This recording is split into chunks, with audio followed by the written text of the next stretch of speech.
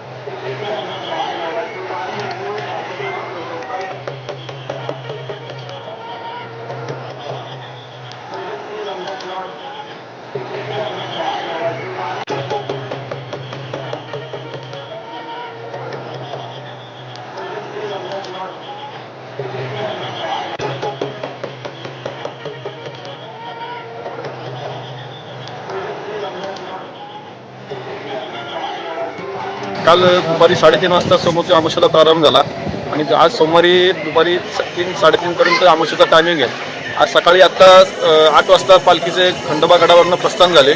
त्याचबरोबर असंख्य भाविकांचं असं भंडारा उधळत पालखीचे जय्यत असं स्वागत करण्यात आले। कऱ्हा नदीला आज दुष्काळाची परिस्थिती असल्यामुळं पाऊस पडला नसल्यामुळं यंदा टँकरच्या पाण्यानेच देवाला आंघोळीला म्हणजे स्नान करण्यात येणार आहे। तरी खंडोबारायाला म्हणजे प्रार्थना की असंख्य महाराष्ट्रात भरपूर असा पाऊस पडू दे आणि शेतकऱ्यांना सगळ्यांनाच असं भरभरून असं पिकाचं वेळ सगळ्यांनाच पडू दे।